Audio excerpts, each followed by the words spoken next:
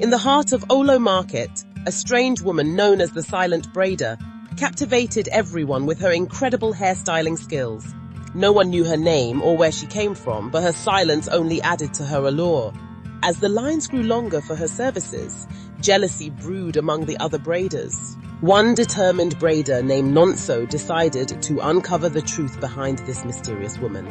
After a restless night of waiting, Nonso was haunted by a chilling dream of captives in a cage. The next day, she warned others, but they dismissed her fears as jealousy. Then came Uchi, a newcomer to the village, eager to get her hair done by the Silent Braider. But as she sat down, she felt an overwhelming drowsiness wash over her. In her dream, she saw a terrifying creature behind her, causing her to wake up in panic. As chaos erupted in the market after the Silent Braider vanished, Uchi found a wooden comb with strange symbols.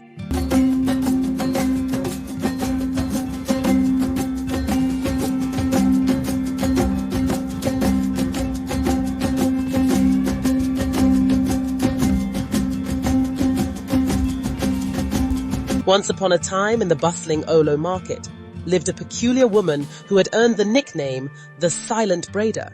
She was mysterious, hardly ever spoke, and none of the villagers could recall the exact day she had begun to ply her trade in the market.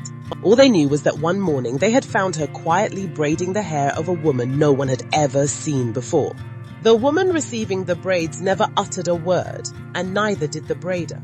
This silence unnerved the villagers, but her skill was undeniable. Her braiding was unlike anything they had ever seen. Her intricate styles left women lining up in long, snaking queues, eager to have their hair styled by the enigmatic woman. Despite her silence and the fact that no one knew her name, the villagers quickly began referring to her as the Silent Braider. As days passed, jealousy stirred among the other braiders at the market. Their queues grew shorter while the Silent Braider's popularity surged.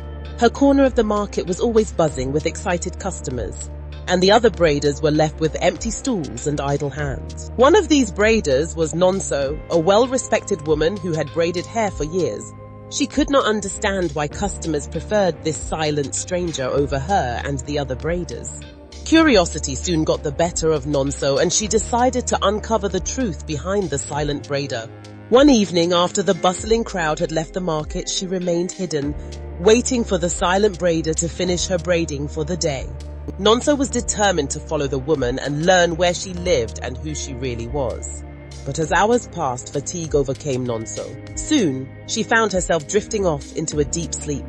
When she awoke with a start, the Silent Braider was gone. Disappointed and frustrated, Nonso vowed to try again the next night.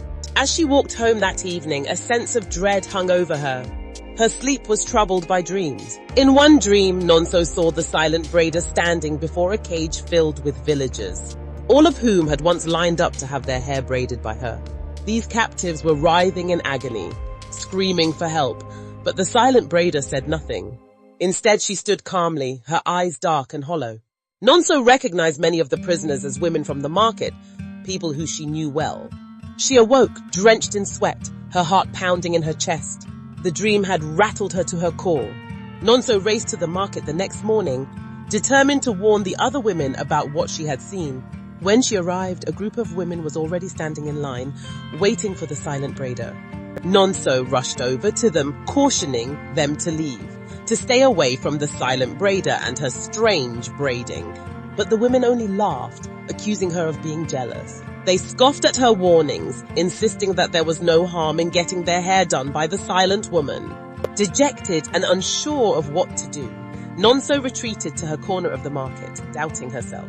She began to wonder if she was truly jealous of the Silent Braider. But even as those thoughts crossed her mind, the unease from her dream continued to gnaw away at her, leaving her in a state of turmoil.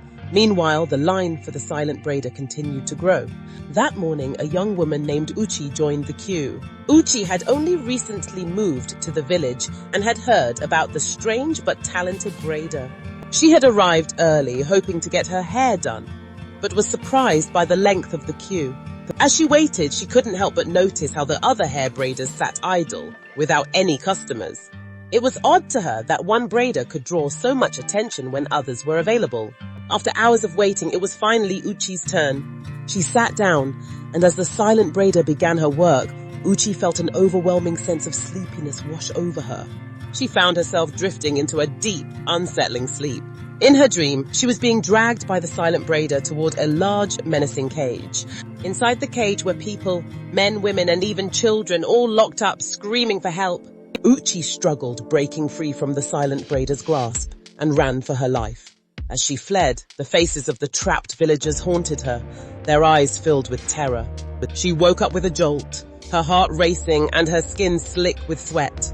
The Silent Braider was still working on her hair, her hands deftly twisting and braiding. Uchi felt a cold sweat trickle down her spine.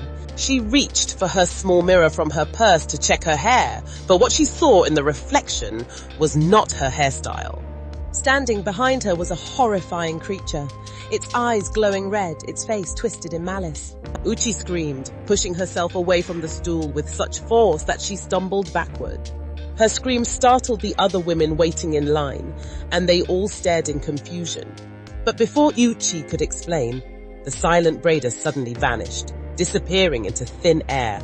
The market was in chaos, filled with the frantic chatter of frightened voices. Women who had witnessed the Silent Braider's disappearance were gripped by terror, their eyes wide with panic.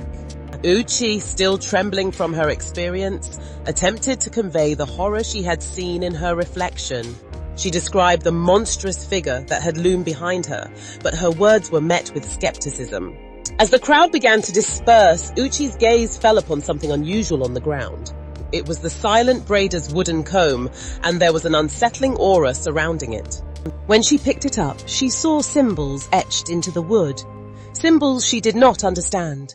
Determined to get to the bottom of the mystery, Uchi sought the help of a local elder, a powerful woman known for her deep knowledge of ancient traditions and spirits. The elder's eyes widened in shock when she saw the comb. She immediately recognized the symbols as markings of a dark spirit known to trap the souls of its victims, subjecting them to endless suffering. The elder revealed that anyone whose hair had been braided with that comb would soon be cursed, living a life filled with sorrow, misfortune, and untold misery. Uchi's heart sank as she realized the truth of her situation. She had been one of the victims of the Silent Braider. "What can I do?" Uchi asked, her voice shaky with fear. The elder explained that the only way to break the curse was to find the first person in the village who had ever had their hair braided by the Silent Braider. Once that person was found, Uchi would need to use the comb to loosen their braids. Only then would the curse be broken and the trapped souls freed. Armed with this knowledge, Uchi embarked on a mission to find the first person who had sat in the Silent Braider's chair. She asked the other braiders and merchants in the market, but no one could remember who the first customer had been. Days turned into weeks, and Uchi began to lose hope. One evening, as she walked home, she felt the familiar sensation of being followed. Panic rose in her chest, and she quickened her pace. By the time she reached her home, she was running. She slammed her door shut and locked it, her heart pounding in her ears. But moments later, she heard a loud bang on the door. The sound sent shivers through her body. Was the creature from her dream coming for her? She stood still, trembling, as the banging continued. After what felt like an eternity, it stopped. But just as Uchi thought it was over, she heard a voice behind her. She spun around in terror and found herself face to face with a pale woman, her eyes sunken and sorrowful. "Who are you? How did you get in here?" Uchi asked, her voice shaking. The woman introduced herself as Neka, and she revealed that she had come through an open window. Neka explained that she was the first person to have her hair braided by the Silent Braider. Since that day, her life had been nothing but tragedy. Her children had fallen ill and died in a matter of weeks. Her husband had abandoned her, believing she was cursed. Uchi was overjoyed to have found the woman she had been searching for. She convinced Neka to accompany her to the elder's home, where they hoped to break the curse. When they arrived, the elder took the comb and began loosening Neka's braids. As she did, the room grew colder, and an ominous presence filled the air. The dark spirit summoned by the breaking of the curse appeared in front of them, howling in pain. The elder chanted ancient words, and with each stroke of the comb, the spirit grew weaker and weaker. Finally, with one last groan of agony, the spirit vanished, dissolving into the air. The curse was lifted, and the souls that had once been trapped were freed. The village of Olo returned to its lively self. The market, once overshadowed by the Silent Braider, was now filled with joy and laughter again. The women who had once feared for their lives rejoiced, and the other braiders regained their customers.